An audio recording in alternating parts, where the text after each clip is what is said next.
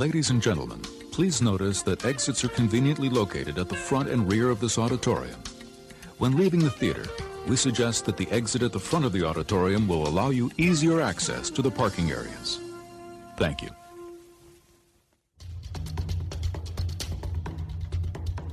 Season 5 begins! Nice. The season of the audience. This is going to be a good one. Because this is not a forgotten gem. Today we are doing Mike Field's favorite movie. No, that's incorrect. How do you let some guy talk to you like that? You never once did I smile. Never once did I laugh. While I watched this movie with my mouth agape, I could actually feel my soul leave my body. Hello, I'm Mike Field. And I'm Mike Butler. And you're listening to the Forgotten Cinema Podcast. As you may know already, each episode we highlight a film that, for a variety of reasons, was forgotten by audiences. Whether it's because a more popular movie was released at the same time, or the movie simply didn't catch on with an audience in its initial run. But this season, we're not picking the movies. You, the audience, have selected our films. We're going to discuss what we love, like, or maybe not like about your movie, but we thank you for sharing your passion for the film. And as always, we recommend that everyone revisits the movie we're talking about this week. You never know, you could discover your own forgotten gem. See what I did there? If you enjoy our podcast, please let everyone know by rating, reviewing, and subscribing on Apple Podcasts, Spotify, or wherever you're listening to this podcast right now. Well done, sir. Thank you. I thank you. It's almost as if I wrote it. Oh, because I did. Cool. Yeah. Oh, I clicked. So I apologize. That's fine. I'll edit it out. Hang on. All right. So this week, we're going to 1996, where we are doing the comic book adaptation, comic book action, suspense, thriller, The Phantom, which is a comedy. We're doing The Phantom. This was suggested to us by our good friend John Amenta from Pint O Comics. Mm-hmm. They are on Instagram and Twitter and Facebook and all over the place. We guested on two of their episodes, their Pint O Comics Invitational, right? Yes. Yeah, and we each had to pick a movie, and we both did our own episodes. We were on Forgotten February, man. We were part of Forgotten February, which we're pretty proud of, and I actually leveraged that for the whole entire month. Next month, that we're all, and he said it, yes, so I'm holding him to it right now on the air, even though we're not on the air. This is real now. This is it. Yeah. Once I have said it, it's a verbal once I've said it, you have all heard it. And now you know that you should expect that next February. And if you don't, you know where to direct your anger towards Pint O Comics and John Amenta. But anyways, so he suggested this movie, and we wanted to do it. Obviously we chose it. Mm-hmm. I guess before we get into the synopsis, we should probably just hopefully hear why John wanted to pick it. So we have we'll have a little recording of John, and he's going to tell us why he chose this movie for us to do. Take it away, John. Hey, this is John from the podcast Pint O Comics, and the Mikes asked me to pick a movie for an episode of Forgotten Cinema, Season 5. I picked 1996's The Phantom. First of all, why did I pick The Phantom? Well, I love this movie. It's a comic book movie, comic strip in particular. It also is... It's a type of movie they just don't make anymore. It's an action adventure, jet setting, globe trotting, period piece. Very cool movie. Why do I think it's forgotten? Pretty much almost all those reasons as well, because it came out in a time when comic book films were not what they are today. Comic book movies in the 90s, you had the strength of the Superman film, early Superman films in the early 80s, Batman in 89, and then again in 92. But really, there wasn't a lot going on in that genre that was considered quality. You had things like The Shadow, and you had, Steel with Shaquille O'Neal, stuff like that. It was few and far between, and I think audiences just didn't care. You didn't get back into at least the start of, I guess, the next comic book movie renaissance until Blade, and then the X-Men franchise took over. So I think this is forgotten. I mean, it's also forgotten because it's not a large cast. It didn't do well in the box office as far as I remember. I'm pretty sure it was either a bomb or very middling. Billy Zane is the star. How many movies with Billy Zane as the lead, are not forgotten? But that being said, everybody in this movie is good. Billy Zane, who often plays a villain, he has the looks, of a great leading man. And Treat Williams plays an awesome villain. and it's your first look at a young Catherine Zeta Jones. So yeah, this was forgotten. Didn't deserve to be. Enjoy the episode. Keep listening to Forgotten Cinema and check us out, Pint O Comics, and episodes weekly. All right. Thank you guys for putting this on, and enjoy it. And guys, check this. If you're listening to this, check this movie out. It's worth it. Good stuff. Oh man. Really? Yeah. Wow. I did not know that. Enlightening. Right? It was very enlightening and very enlightening. It changed my perspective of the movie. It really did. So, All right, Mike. So why don't you let everybody know what the actual Phantom is about, and then we'll get into the nuts and bolts of it. all right. So I'm going to take a page from your book and read this off of IMDb. Woo! It's actually not a bad synopsis. That's why. This is by... I know you don't give shout outs, but I'm going to give a shout out to Kenneth Chisholm because... Why you got to throw me under the bus? He wrote this plot and I enjoyed it. So That name sounds familiar, and I think he's written other ones too. So Nice. he might be a professional IMDb synopsis writer. Well, he's actually good at it, unlike some of the IMDb ones I've read. 400 years ago, a young boy witnessed his father's death during an attack on their ship by the bloodthirsty Sang Brotherhood. He was washed ashore on Bengali Island, where he swore to devote his life to bring down piracy, greed, cruelty, and injustice. He became the Phantom, a masked avenger whose role was passed down from father to son, leading people to believe in an immortal figure called the Ghost Who Walks. I don't know the rest. The 21st century successor to the role of Bengali's resident superhero must travel to New York City to prevent a power-hungry businessman from obtaining 3 magic skulls that would give him the secret to ultimate power. Nice. I like it. So The Phantom is 100 minutes long. It's rated PG, which I did not know. Had a production budget of $45 million. It was released on Friday, June 7th, 1996. Its opening weekend, it did, yes, do you know? I do know. I have All it right, written down. I'll do it. I was thinking, hoping you didn't know it. $5 million. I did write down some notes. I just know you like to read them. No, it's fine. It's mix and match. It's fine. So it did $5 million opening weekend. Domestic and worldwide were both the same. So I guess it wasn't released internationally. Which is surprising because apparently the comic is actually very popular. well, it only did $17 million domestically. So maybe that's why they decided not to. I don't see. Just try it out. Right. It At that obviously point. was not a success. Seeing the fact that they had designed this to be the first of 3, Mhm. and because this movie did not do well, they shit canned the other 2 sequels. Oh, why didn't it do well? I don't know. I think I know. So it came out on like I said, June 7th, the same date as The Rock, starring Ed Harris and Sean Connery, which I kind of like. I love The Rock. I'm cool with that. That's one of the only Michael Bay movies that I really, really dig. I also like Armageddon, but I understand why people don't like Armageddon. Armageddon it gets long. The Rock is tough to not like. The Yeah. Rock has a lot to like about it. You like Elton John? I don't like soft ass shit. I only say it because it's you. You're the Rocket Man. Good speed. Or when the guy when he has the grenades and he's like 3, 2, 1, go, and he throws them. What are we doing again? The Phantom? This is the Rock podcast now. No, we're done. We're done. It's not forgotten, but we're talking about the Rock. Vaporized in the thin air. Honey, right. you want to know who killed Kennedy? So now you know why the Phantom didn't do business on the 7th, because everyone was watching The Rock like we were. The week before, the 31st of May, you had Dragonheart, another Sean Connery, right? He was the dragon in that, right? He was the dragon. That's actually good competition against the Phantom because that's like a fantasy action, kids oriented. Who was the guy? Was it Dennis Quaid? Yes. Yeah. Okay. I like Dragonheart quite a bit too. Okay. Well, it was also up against Eddie and The Arrival. The Arrival has Charlie Sheen. The Arrival has a couple lines where you're like, when he's like, "Oh, I just feel like a can of smashed assholes." It's like, what?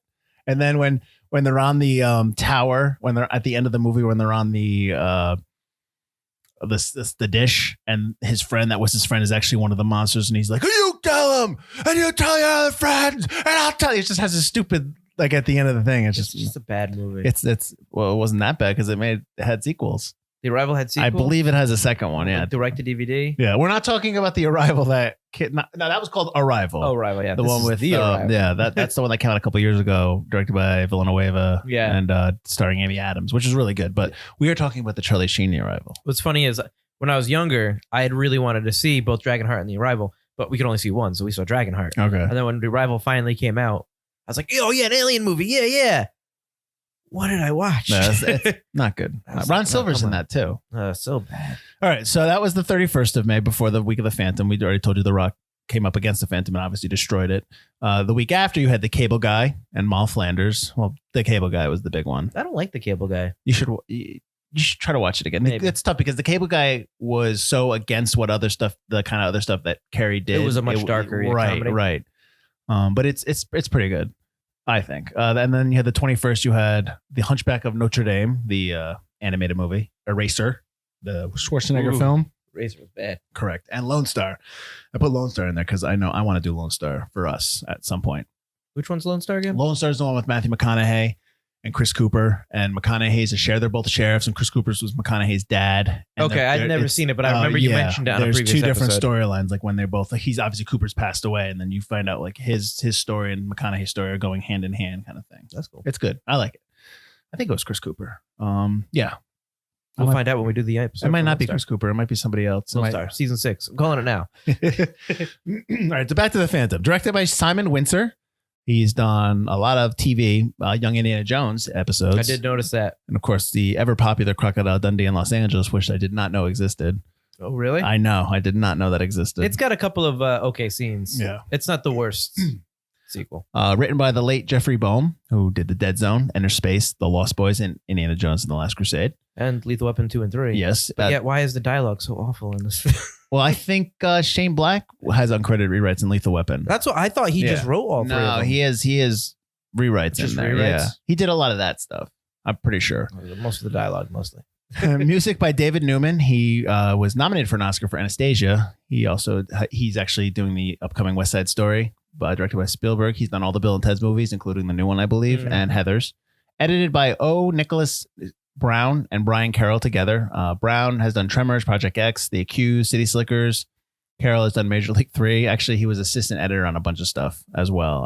I think a lot of the movies that Brown had done, he kind of worked with him. Cinematography by David Burr from Wild in America and Race to the Sun. He doesn't have a lot of credits. And He produced does by a lot of second unit stuff. He actually did second unit on Mad Max. Oh, nice. Which I know a lot of the stuff you see in the film was second unit. So The that's new Mad pretty Max. impressive. Correct. Right, okay. Fury Road, yeah. Produced by Robert Evans, obviously very known producer, and Alan Ladd Jr. again. Evans, we did the two Jakes. He had done Chinatown. He was nominated for that. Sliver and The Cotton Club. And Alan Ladd Jr. Won an Oscar for Braveheart. I did Gone Baby Gone. And he did the 2 Brady Bunch movies that came out in the 90s. So starring Billy Zane as the Phantom / Kit Walker. Zane, obviously, we all know him from Titanic. He was one of the bad guys in Back to the Future. He's in Dead Calm, Tombstone, and Demon Knight. Chrissy Swanson is Diana Palmer from Buffy the Vampire Slayer, the movie. Big Daddy, Dude, Where's My Car? And she's the girl in Ferris Bueller's Day Off who is trying to explain what happened to Ferris when the teacher's asking, the economic teacher's asking. I can't remember his name. I'm going to blank on that guy's name. Ben Stein. Ben Stein, yeah, very famous. Worked in the White House, I believe. I heard from my cousin's mom. My girlfriend can actually at least can do the entire quote. Well, where is she on that then? I'll have her record it. Real Excellent. She has to do it in Swanson's voice. Oh, she does it. Yeah, okay, excellent. Treat Williams as Xander Drax. That's a name. It's a perfect comic book name. Yeah. It's got the 2 X's. He even brings it up.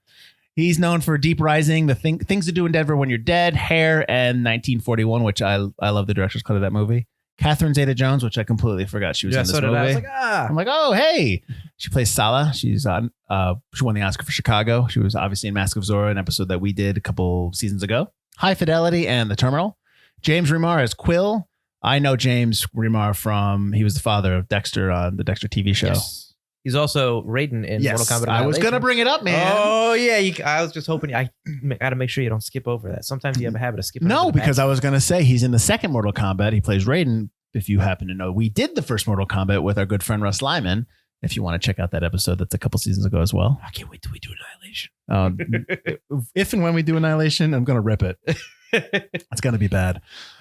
He also is in the 98 Psycho. Came out. I'm going to butcher the name. Butler. Tell me tell me this guy's name again. Cary Tagawa. There we go. He plays this is his credit. The great Cabal Sang. And he was obviously in Mortal Kombat, which we did as well. Yes. He's the bad guy for the Sang Brotherhood, as Butler alluded to before. I don't know in if his he's synopsis. ever played a good guy that I know of. Like anytime I see him in movies or TV, he's always. Well, I'm going to say, yeah, we just haven't seen it. I'm sure. No. Bill Smitrovich as Uncle Dave Palmer.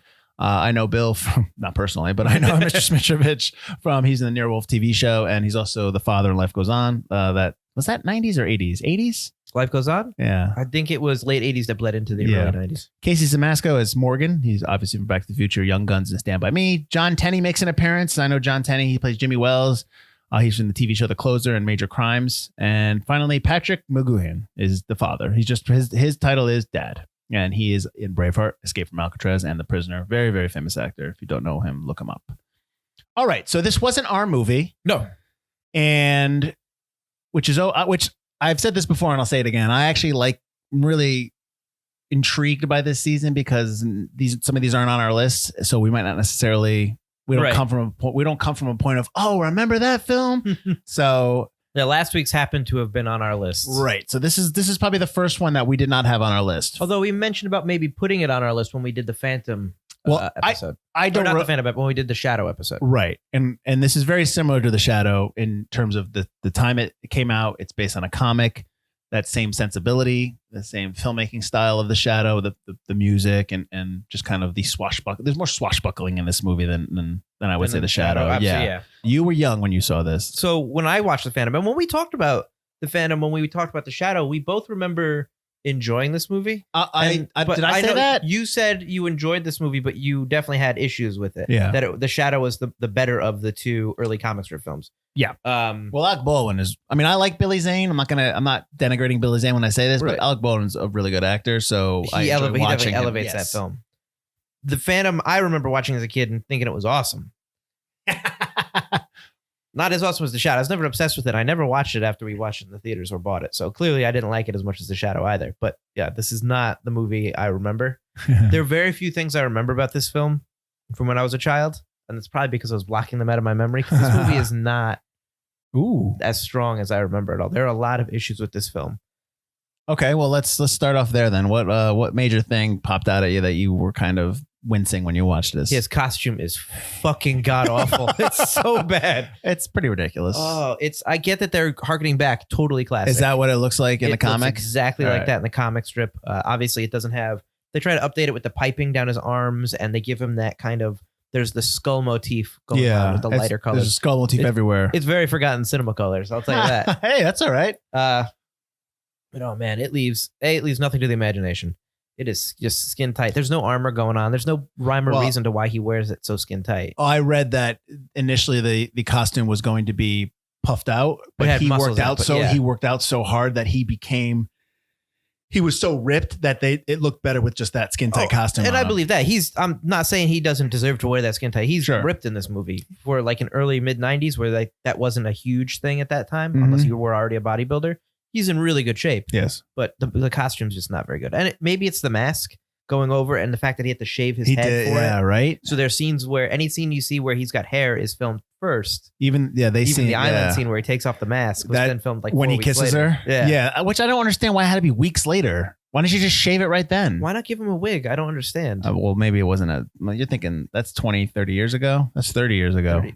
So no, 20 years 20 ago. years ago. Yes. That's 20 something years ago. So it's probably maybe that's not as good. The makeup is for a wig like it is now, like in terms of a ball cap or something like that. Maybe. I don't know. It's just, I don't know. Maybe just change the mask a little. It's just something about it just kind of threw me off. Yeah. I mean, what's awesome about the Shadow's outfit, and we mentioned too, is that the Shadow's outfit is timeless in that it's obviously he can't, if he walked around now, he'd look ridiculous in the hat and stuff, but it worked in the time period he was in. And it was just a really cool costume. The Phantom's is never in style. The Phantom his outfit doesn't make a lot of sense. Right. And maybe they should have updated it. If each Phantom is supposed to be their own kind of Phantom. Is that so? They're all supposed to have different costumes? Maybe they could all have different costumes. Okay. The costuming is one issue that I had with the film. I think it would have been cool to see maybe a flashback to see his father show us his costume. And then Billy Zane's Kit has a different costume as well. And they all have costumes that kind of represent the time they come from. Right. No, the costume's a big part for me. Because everything he's in then, that kind of adds so much cheese to a movie that already has cheese. Like purposely cheese. And like this costume just really throws you off and almost becomes like, I can't take even our hero seriously.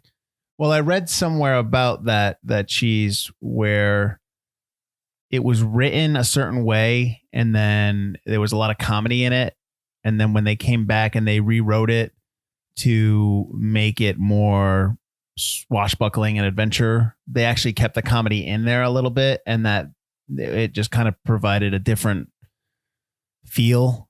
and it kind of made it stood out more, but not in a good way. There are parts of the dialogue that as I was writing my notes, they're like, I hate this line, I hate this line, I hate the way they're talking about it. And then there are other parts where I'm like, well, that fits. Now it fits. Right. And it depends, I think, on how the actors are delivering the lines, what I think they're looking for in the film.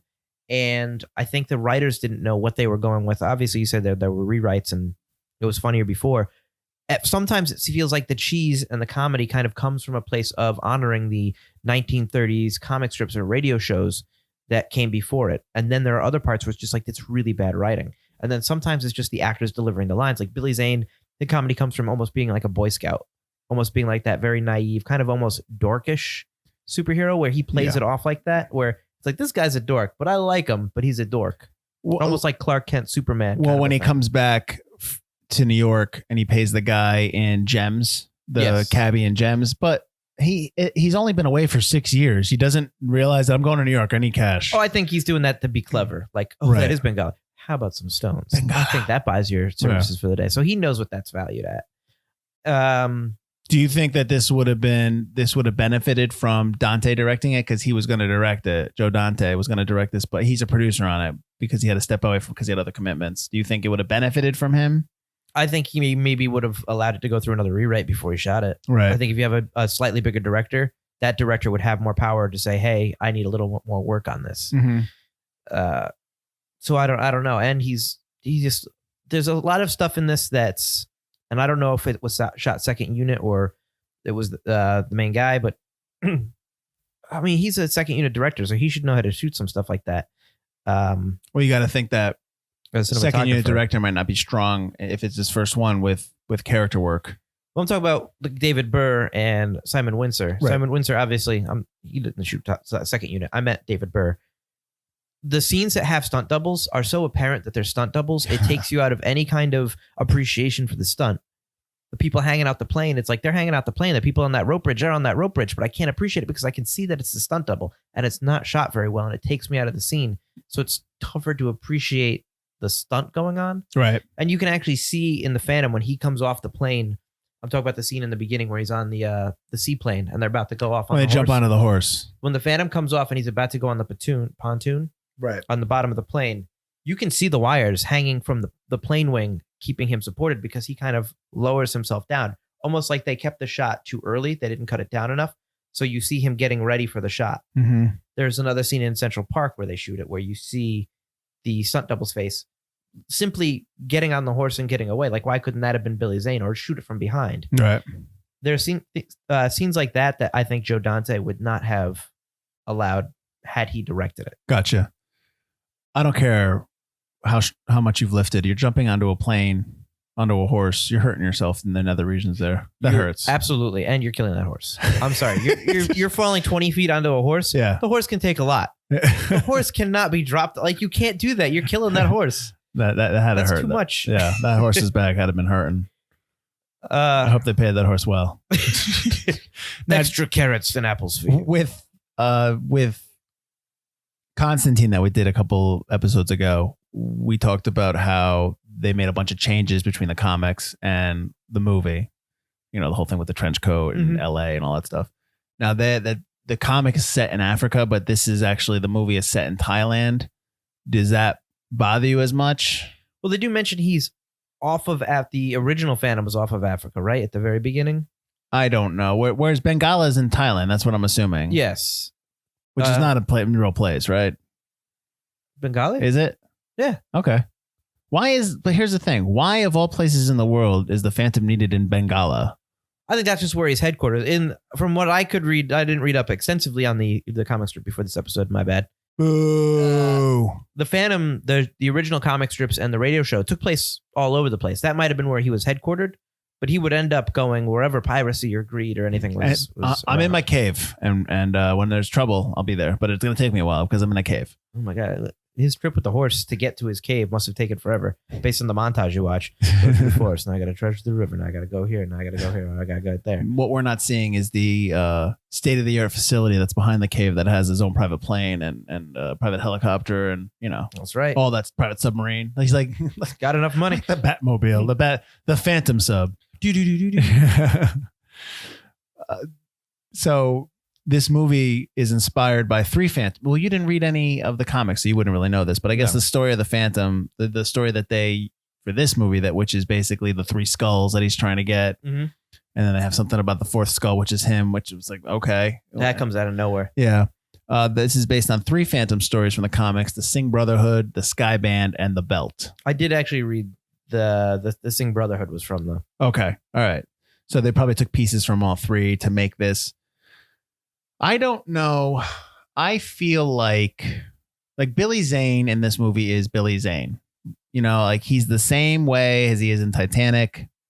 It's been so long since I've seen Dead Calm, and I know he's a bad guy in Dead Calm, so I won't say that. Not the same in Dead Calm. No, I know. It's been so long. He's the same guy as he is in Zoolander when he goes up to walk off. You heard Billy Zane. It's just him, you know, like his delivery of his lines is usually the same. Although I would say he's a little more of a doofy Billy Zane. Yes, yeah. I don't know if it. I think one of the reasons I liked this movie back then. No, 96. So I'm 21. Yeah, I'm 21. I'm about to. No, wait a minute. I just turned 21. So maybe I was drunk when I saw this. No, I'm kidding. Was that you are? I'm 7 years away from the last Indiana Jones movie because that's 89. You're missing swashbuckling, right? I'm missing that kind of movie. Right. And this is probably the first movie came close to what Indiana Jones was. And so probably that's why I responded to it well back then. I mean, now it's fine. I didn't really have any I kept all the stuff I was watching. I kept feeling 90s cinema. I kept feeling, oh, that's 90s. That's how it was. That's how it is. Okay. It really does it hold up? I don't know. I don't know if I'm willing to say yes or no on that. I don't think the plot connects well. I think the plot is all over the place. Well, I'm not a huge fan of Treat Williams stuff in this. He seems to be zany. I like him. But see, he seems to be in a different movie. He's having fun with it, which again, the other actors needed to have fun with it. Billy Zane's kind of having fun with it, which I know Billy Zane apparently became a fan of the Phantom comics filming Dead Calm.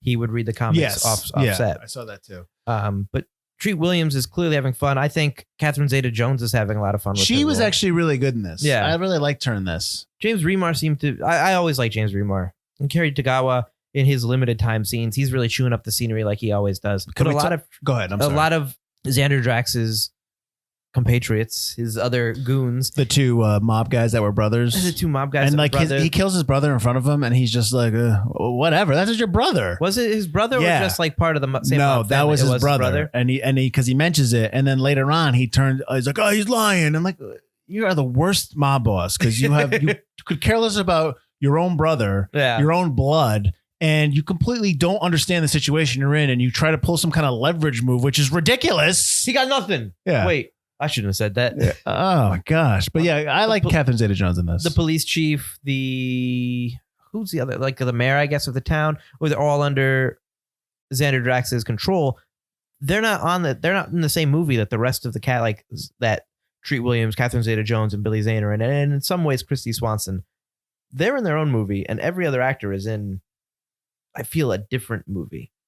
I just think they're all like cheesing it up. And it's not cheese that makes that's kind of like much like the melted monster sandwich you just had, which was the grilled cheese sandwich. It's not blending well together. Maybe that's my melted monster blended. No, I know. I'm saying unlike the melted monster. Unlike, okay. The slideshow that he does to talk about the 2-second slideshow. Yes, he's got 2 slides. He's got this big plan, and he's like, the skulls, and there's 2 slides, and the lights come. They're all like, "Oh, bravo!" It's like it was 2 fucking slides. Welcome to my PowerPoint presentation. I don't know how to do a second slide. The end. It was. I was like, "What are we clapping for? This was a waste of time." I thought the same thing. Oh my god, it was so bad. So, because we're jumping back and forth, and that's fine. You're talking about the plane. You're talking about the pontoon when he jumps off. Right. Okay. When they get shot at, the wing gets shot. And the wing leaking. Is that where fuel is kept in those planes? In those planes? In the wings? Probably. That seems awfully dangerous. I don't know. I honestly don't know. Yeah, I was going to look it up and then I didn't. And I got most of it's used for cargo. I'm sorry. The engine is in the front. So the gas tank has got to be somewhere in the plane. That seems. What happens if you clip a wing? Then you're leaking gas everywhere. It couldn't be on the top. Yeah. It could. Unless that's your reserve. I don't know. And you're supposed to funnel that in. I've never actually been in a seaplane. Mm-hmm. I've always wanted to, though. Landing on sea sounds cool. Well, good luck with that. Well, next time you go on an adventure and you need to get your purple suit, there you go. I will say I mentioned it to you earlier this week that the theme song popped into my head. I was like, is that the theme to Phantom? And sure enough, it was, because the theme, and it's kind of a trend. If your theme music is really good, but the movie is not, it becomes trailer music fodder. Well, I think if any, well, no, that's not true, because Lethal Weapon has great music and they put it in Die Hard. For the trailer for Die Hard? No, they just put it in Die the Hard. movie. Right. For the longest time, you were like, oh, that's Die Hard. This was years ago. And then I watched Lethal Weapon one day again. I'm like, that's Die Hard. And what the heck are they trying to pull here? Yeah. But the, like Requiem for a Dream, Mm-hmm. the Phantom theme song. Mm-hmm. Well, they used for Dante's the Peak, longest time, right? Too. And they used for the longest time. They used that clip in Glory when they first attacked the fort. Oh, yeah. They used that clip a lot, but that movie's amazing. The movie is amazing, but yeah. I feel like movies that aren't as well known or don't reach a wide Well, I audience, think- they go, this soundtrack's Well, they great, got a good and no piece of one's gonna music. know. Well, now trailer music's just rock songs or songs and they make them into ballad form. Yeah, it's just dark covers of rock songs, Yeah. which I kind of do like that. It's fine. It'll when play itself out But eventually. when you keep hearing it, you just kind of get annoyed with it. Yeah. You're like, can you think of something else? Can you try something else? I mean, I get it because they did it for Us, and they did it for Candyman, so I get that. It's the same producer, same like team, Right. which is fine. But I'm just saying, like, when everybody starts adopting it, Well, they were doing it long before Us. And no. I Candyman. get that. It just gets played out. So we both like Catherine Zeta Jones in it, but she wasn't going to be Sala. Minnie Driver was going to be Sala. I saw that. Yeah, she had to drop out. Yeah, which is weird because she just Circle of Friends was her big movie, and Circle of Friends I want to say was 96. So I mean that's There are a whole bunch of names attached to this, including other directors and Mhm. producers. So I'm wondering if, she might have been a bigger name, Mhm. but there were also bigger names attached to this originally. Well, this is Catherine Zeta Jones' first big break, Right. Because then she goes on to do Entrapment after this, and then Zorro, and No, all she does that. Zorro and then Entrapment. Well, that's what I meant. I Yeah. meant like all these movies that she does. I'm sure she already had Zorro locked down when she was shooting this. Because Zorro was 97, right? Or no? No, Zorro was 95, right? We did this movie too. I don't remember. I think Zorro was I thought 98. The Legend of Zorro was 98. Mask of Zorro was 98. Okay, I'm wrong. So when was Legend? 2000? Legend was like 2001 or 2. All right. Legend came a long time after. You think I'd remember because we looked up these facts before, but Yeah, that was earlier in season 2. Yeah. We're in season 5 now, man. We've grown. So, well, going back to the Phantom not having its sequels, even though it premiered 6 on its opening weekend, which is terrible, it did do well on DVD and VHS. Now, for those who don't know, back in the day, movies used to come on VHS tapes. Those are big, blocky tapes. Yeah. You got to rewind them. Yep. You got to rent them from a store. You got to rewind them before you bring them back to that store. You have to be kind and rewind them. Absolutely. Although if you didn't rewind them, honestly, they wouldn't do anything. That's not true. Some places did. People that did their jobs right did. I'm sorry, you can't rent another movie this week. But it did well on home video release. So I'm surprised that it didn't get a second life, because a lot of times we see now when a show or a movie, does well on its home video release, that it kind of sparks an underground movement to, bring another one out. It did well. Right. Well, I know that there have been other Phantom things that have come out. There was a miniseries, I guess, in 2009 from the Sci-Fi Channel that came out. It looked really bad. So I know there was talk, it must have been at least 10 years ago, maybe more, of relaunching a whole universe of the old comic strips that were at least in some way rights free. Who is that? Phantom, Shadow, Spirit, I want to say. Okay. And I think one other old hero. And they were going to build a cinematic universe out of it. And this is before Marvel really started doing it. And they were going to have a single movies with each one, and then a team up, or a team up and then single movies. And they had writers attached to get started on figuring it all out. And then it kind of fell by the wayside. Yeah, it's a great idea. It's just it's tough to implement. It's really tough to follow through, because they all need to be really good. Right. Which Marvel had a leg up, because Marvel's comics are they're in the now, whereas those heroes, nobody knew about them. Right. At least, Iron Man, Captain America, people know of them. Right. Well, you have to update them. You have to make them more modern. You have to, you wouldn't be able to do this type of movie in terms of the Phantom and with his purple hood. You'd have to almost recreate the costume in some regard. Like honor the costume, but like the Shadow's costume is it's got so much style. He's walking around with the fedora and the cape that you can get it. You're cool with that. Yeah. There's nothing cool about the Phantom's costume at all. Not at all. Nothing at all. Like his nothing. There's nothing at all. You can be like, oh, you see that guy running around. You're just like, oof, what is going on? Even his pistols look lame. Weird, long, skinny pistols. How about when at the end of the movie, he takes off his mask, which, that's a lot of weight to put on a person. The only one person who sees my face is the woman I marry. It's like, whoa, hold on, pal. Maybe she's not. That's a thing. And then slow she goes, down. What if I say no? Exactly. And then she does say no. And I'm like, yes.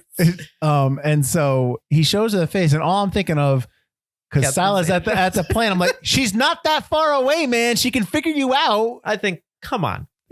This mask's not hiding too much. And if you're Salah's character at the plane and you turn and you see that he has mask off, aren't you like, oh, I'm gonna go over there. Hey, what's going on? Oh, get the mask on. I also love how, and this is not just the Phantom, this is pretty much every superhero thing ever, like especially Batman. You take the mask off and your black eye mask, your black makeup over your eyes, all of a sudden disappears. The only time I've ever seen that done well is the TV show Arrow, because at first he was just painting his eyes, and then when he did finally get the mask, whenever he took it off, he still had his makeup on his eyes. That's good. And I was like, thank God. Someone's not trying to pretend like, oh, take my mask off, put it on. Hold on, I gotta pat it down again. Well, I mean, how about when he brings Diana to the lair, his secret lair, and hang on for a second, and he rushes off to go get her black pearls. Like every person I bring here, I always give them pearls at the end. Like, what are you, Derek Jeter? I always give him a gift. He's such a doofus. That's part of like what I like about it. It's just like, oh, it's the girl I like. Jeez. Never mind the fact that he's seen the ghost of his father, but that's okay. What is he hallucinating? Is he just crazy? Is that a power that the Phantoms have? All of the above. Is that something in the rings? I don't understand. I don't know. They never explain it. Well, let me go to the ring. So he has 2 rings. On his right hand is the main one. He punches people with that, Butler, and it burns, and it leaves an impression. So I guess that's why he has that. I guess, or it's also the ring the skull that controls the 3 other skulls. Well, 4 skulls. Yeah. I never knew what it was for before this, because neither did we. Because you never brought it up, Billy Zane. You never brought it up. And the fact that as soon as Treat Williams' character Xander Drax has the skulls, and the person's like, you need the 4th one. The 4th one? What's that? Everyone knows what it is. I don't know. The dude that's been following you has skulls all over his body. What do you think it's him? Anyways. And then the second ring that he has is a seal. And he gives that seal to close friends. And then he's honor bound to help anyone that has that seal. You know what that is? The Shadow? Merchandising. And it's the Shadow. A signet ring. And I believe, if I'm not mistaken, and it's been a while since I've seen it, Dick Tracy has the same thing, right? I don't know. I think he gives the communicator rings to people. My only knowledge of Dick Tracy is the Warren Beatty film, which I love. That's what I'm saying. I can't remember, but I think Big Boy did it. Big Boy did it. Give the kid a ring? He gives him his own watch, but I just thought that was because he was like taking care of the kid and he was looking out for him. I think that Dick Tracy gives something to his people too, and that's stuff that was in like Cracker Jack boxes and crap like that. I actually had a Phantom ring that I got in, I think, a cereal box. It was like a metal pewter ring. It was actually a nice heavy thing in a cereal. Like they don't do that anymore for kids. because that's pewter's probably not good for the cereal. Well, it's outside the bag. But I actually had the Phantom ring when I was younger. Yeah. All right. So it's like merchandise. You don't need to reaffirm the fact that you were a big nerd. We get it. I was 8, man. So I'm a little upset that they didn't add the striped underpants in this movie that they had in the comics. They tried it. It just didn't work. And what scene is he going to be wearing striped underpants? Here's my question. The striped underpants didn't work, but the rest of the outfit worked? Yeah, no. Yeah. I mean, if you're Billy Zane and you've worked out for like a year for this movie and then you put the suit on, you're probably like, yeah. But the thing is, even in like Batman Returns, let's say, or some other films, at some point, Batman takes off his cowl and he's just got the outfit on. They take the cowl off and give you a chance to not look as doofy. Yeah. Like, can't Billy Zane have taken off his mask at some point and just been like, the Phantom? Well, no, because he was bald. Exactly. Because it's a stupid costume. That probably affected that a lot. They probably couldn't, and they just opted to keep the mask on at all times. It's a little odd. Costume takes way a lot. Let's talk about the fact that he's on that airplane when it takes off, Indiana Jones and Raiders of the Lost Ark style, and travels from New York to Devil's Triangle. He's cold. He's freezing. He can breathe apparently, and he doesn't freeze to death. And that's a long flight. Yeah. Do you sleep on there just with your arms around the thing? Oh, God. He's the Phantom, man. I know that's a little much. And what are his powers? Does he have powers? He shoots guns. That's his powers. His powers are much like the powers of the Winter Soldier. He just shoots an AK-47 all the time. I never. He's got one big strong arm. But then he uses it for his trigger finger. Who cares? Sorry, I know we're delving into another universe. Apologies for nothing. So they get to the lair of the Singh Brotherhood. And it's basically the Pirates of the Caribbean ride at Walt Disney World. I was going to say it's set in the Goonies, and it's a complete I'm waiting for the tour boats to go around. There's you sing. Oh, hang on. Do do do do do do do do. It's like drink up me heart as yo ho, yo. I'll be right with you, yo ho yo. I said one moment. Bye kids, bye kids. Oh, now now we're back. The skulls. Oh crap! Another one. It was very yeah. And it's clearly a set, and they clearly don't hide the scaffolding or anything. They're just like it's part of it. I don't get it. You brought your boat there and you cut it up so that you can make it your little lair, and you're gonna live on this island, and you shoot torpedoes at I don't understand what they hopped on. They got into some kind of mini sub with torpedoes, right? Yeah, but it was built into the island, the whole base. Yeah, it must have been a Nazi sub base at some point. Too. I also almost felt like I was going to start seeing Popeye from the Robin Williams movie Popeye when they go to the island. But all right, so that's a Nazi sub base. Okay, and it's their headquarters. So they were teaming up with the Nazis, and the Nazis didn't exist yet. Wait, why is there a sub base there? I don't know. This is pre-World War II. No, this is 1938. The Nazis were around prior to that, but not would they be this advanced? I doubt that. And they're not going to be all the way in the triangle at this point. I love. It starts off. It goes Bengala 1938, immediately, right? So I'm reading the notes, and one of the notes in there is just talking about trying to figure out. We don't know where it starts. It starts in 36, but then they make a reference. Did you watch the movie? Did you watch the movie when you're writing this friggin' note down? No, they didn't. Also, on the note about the skulls on the island, I love how you put the 3 skulls together, and it's going to locate, or 2 skulls, it's going to locate the 3rd skull at a museum. There just happens to be a map on the wall, and that's how it locates it. Yeah. It points to the map. I know. Come on. And what I love about that scene too is they catch Kit Walker, because it's not the Shadow at this point. Excuse me, the Shadow. It's not the Phantom at this point. And they catch him, and he comes in. He's like, "Free cakes and sandwiches in the other room," and that clears the room. Free cakes and sandwiches. Nobody was just I'm not hungry. It's the Depression, man. People are fucking hungry. Cakes and sandwiches. Let's roll. I like his idea on how to get the skull. There's no time. I got to break this glass. There's security, Kit. This is not 1823. Yeah. You grew up in New York. You went to school here. You know what goes on. That's starting to sound like we didn't like this movie. No. I don't know. I don't want to say I didn't like this movie. I enjoyed the experience of watching it. It's fun. Yeah. But there's a lot of moments where you're just ugh, that could have been done. The Shadow has a lot of moments where it's it might have some imperfections, but the Shadow has the movie. The Shadow has so many great lines when in the beginning when he's shoot, you're an honored friend of mine. I've known you for years. Shoot through. That's him. The other thing is David Koepp makes his character a lot more compelling. He's really put effort in. Right. And with the Phantom, you can make whatever character you want because it is a long line of Phantoms. You can just be this is this guy. This is that guy's father. Well, I mentioned that they did some, I want to say uncredited rewrites because I couldn't find any names, or when they came in, they kind of adjusted it. I know Jeffrey Boehm wrote it, but Jeffrey Boehm also wrote, he actually created The Adventures of Briscoe County Jr. Mm-hmm. So that show is very not slapsticky, very tongue in cheek, very Bruce Campbell, esque. Oh yeah. The kind of stuff you see in Ash vs. Evil Dead. Which they almost thought of him for the role of this. Yeah. He'd have been a better bad guy. Treat Williams' character. Yeah. He was also maybe a little older than Billy Zane at that point. Well, Evil Dead was 80s, right? And he's early 80s, yeah. He's in his 20s then. So yeah, he's probably in his 40s here. Yeah. Yeah. Yeah, being in your 40s back then is a lot different than being in your 40s now. Yeah. Yeah, so I hear you. So again, I would say the experience of watching this movie was really good. But aside from that, because we didn't ask this question yet. We can pretty much figure it out. Well, why do you think it was forgotten? Or why do you think other people think this is forgotten? Let's put it that way, since we didn't choose this. Why did we think The Shadow was forgotten? It's swashbuckling, and swashbuckling again. But The Shadow has a lot of style to it. It does, and this does not. A noir style that I really like. I absolutely adore The Shadow. Right. This movie I remember liking as a kid, and there were things about it that I liked. Probably it was so close to The Shadow that I just was like, oh, it's like almost like a new Shadow that I could latch onto. And again, there's not a lot of swashbuckling. There's not a lot of adventure nowadays because people just don't seem to want that anymore. Oh, you're talking about now, right? Or they're at least maybe they're not even. Maybe it's not that they don't want it. They're not giving it. Oh, you know what though? It's funny you bring that up because how many times do I have to listen to somebody tell me they don't like Crystal Skull? And everyone's always talks about the scene when he's on the ropes.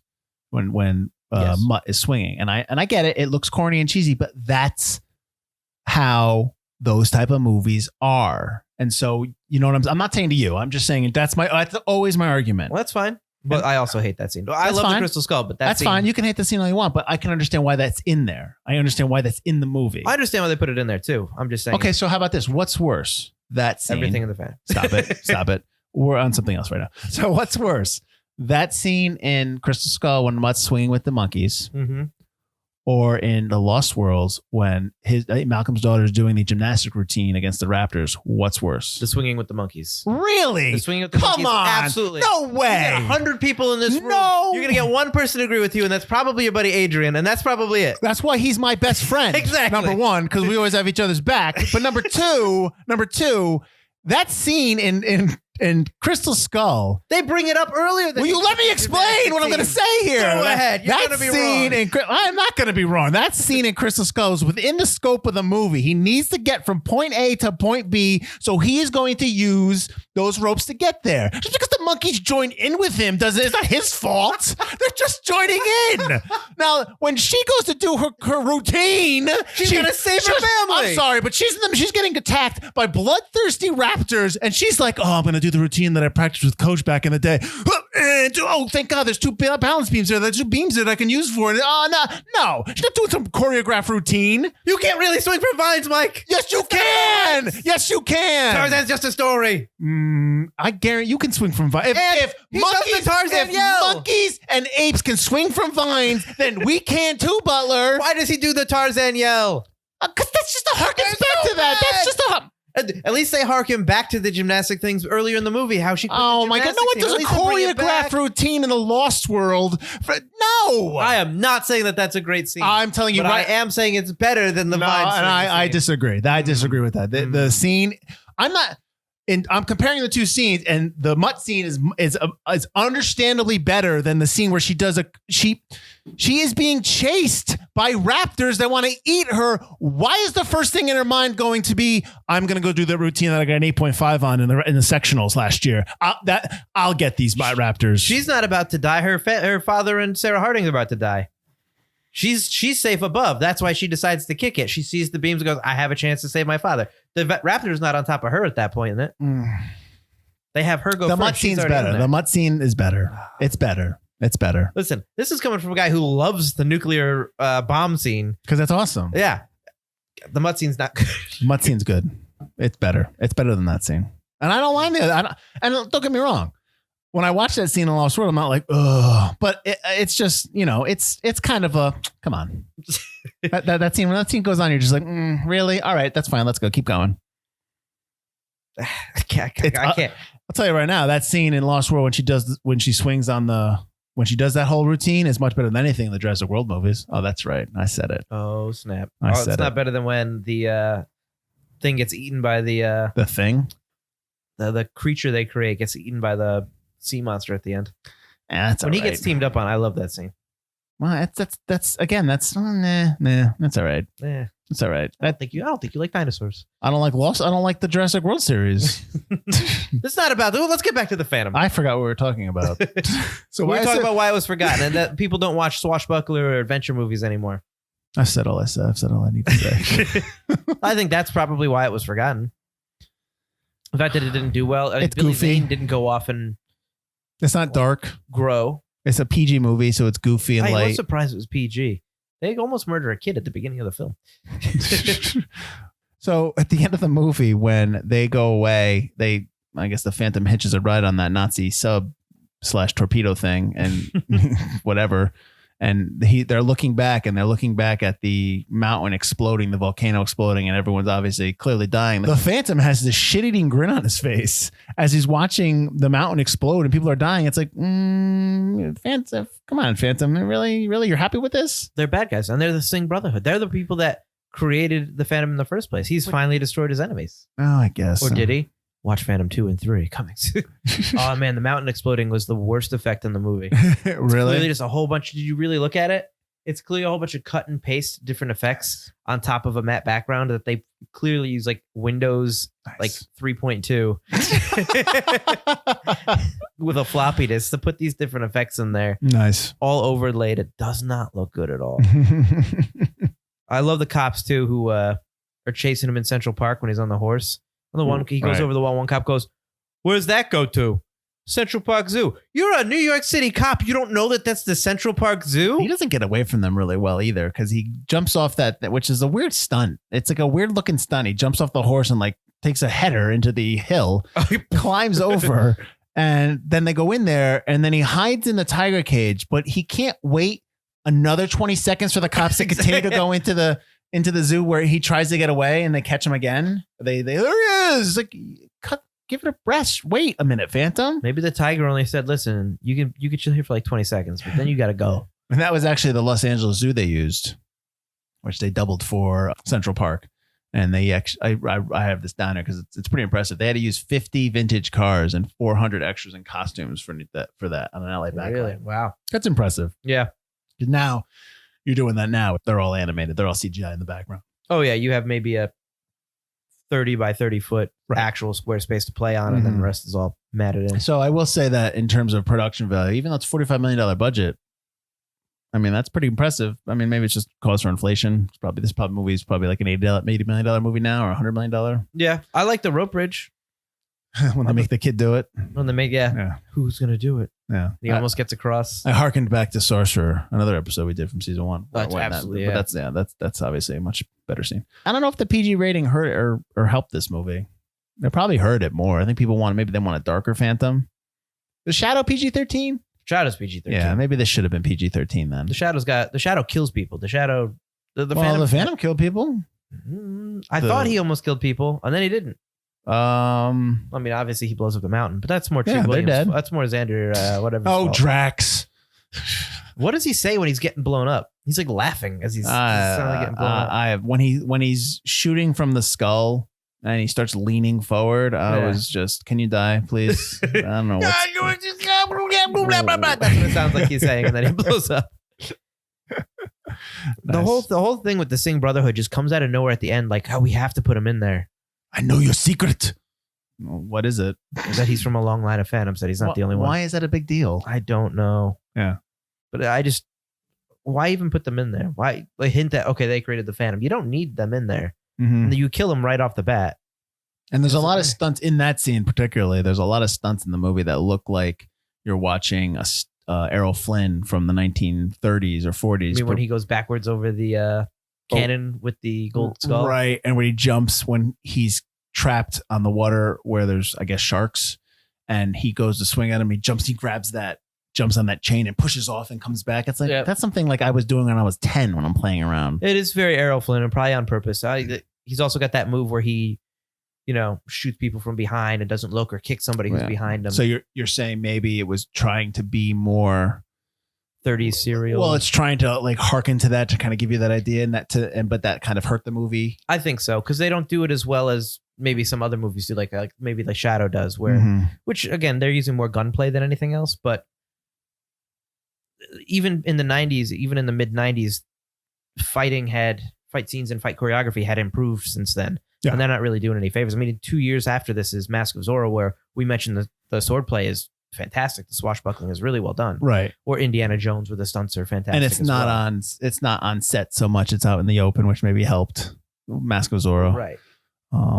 I will say that when we were shooting Save the Forest, which we shot that in 2003, we were doing basically 80s style comedy. We're trying to. And a lot of the 80s style comedies were just, camera still, people in the frame, people, the action there kind of thing. So we weren't doing a lot of adventurous filmmaking. We did some dolly shots and stuff like that. And I would assume, and we were trying for that. Yeah. But much like in The Phantom, you know, what that produces is a movie that's not in its time. Like it's from the 2003. So it doesn't look like that. It looks like the 80s. And so you're relying on that movie to be strong. So I'm talking about Save the Forest. You're relying on that movie to be funny and strong on the frame so that people will just like the characters and like everything that's going on there, but not really be attracted to a filmmaking style. And that's 20 years after, you know, that style would have been okay. Like if we shot that movie in the 80s, people would, you know, might have done a little bit better and all that stuff. So I'm only saying that in relation to The Phantom. They're trying to do something that was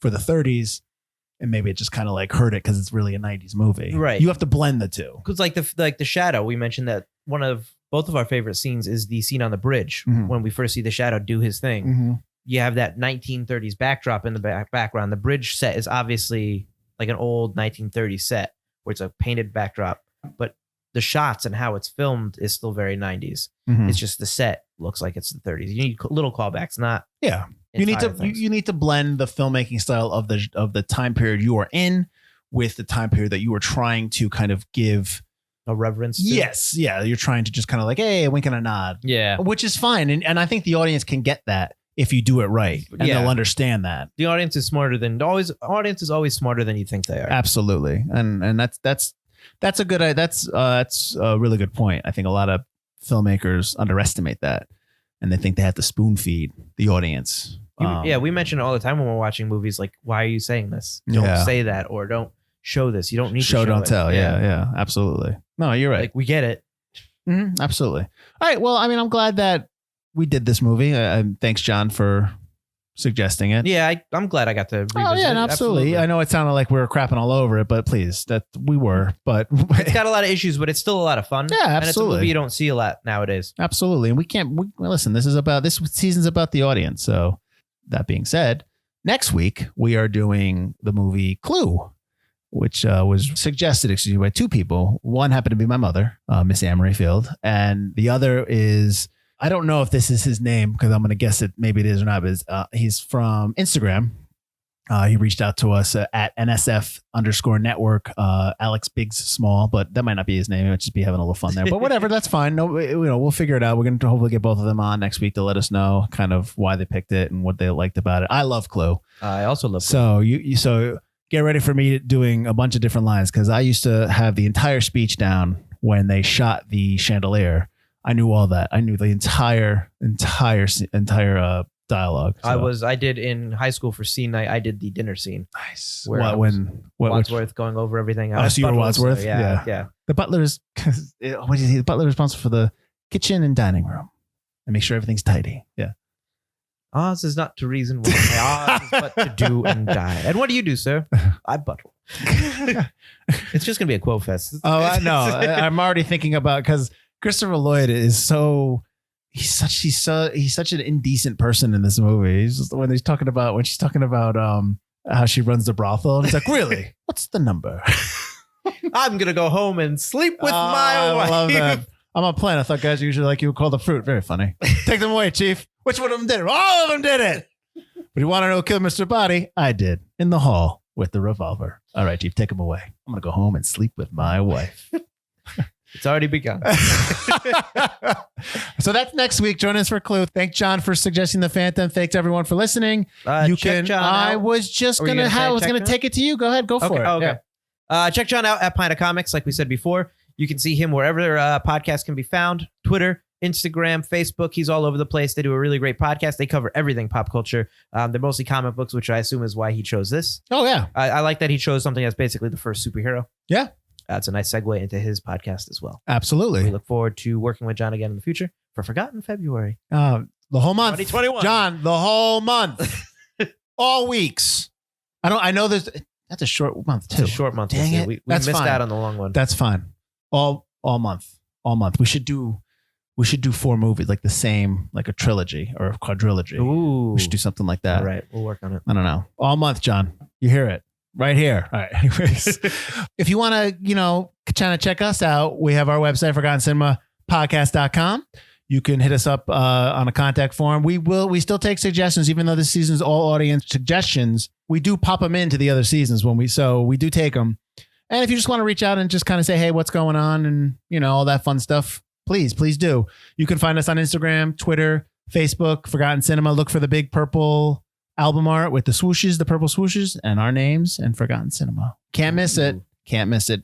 All right. Thanks. Thanks, everyone. I am Mike Field. I am Mike Butler. And this has been Forgotten Cinema.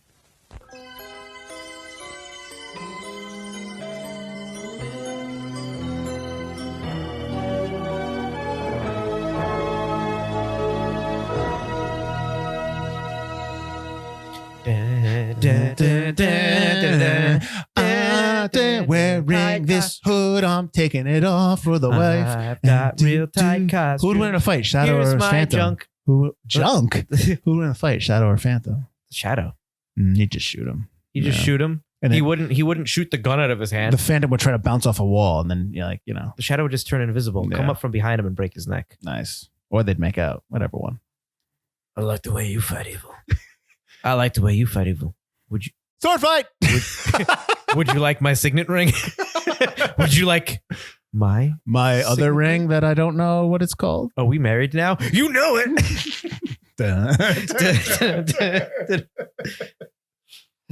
All right, that's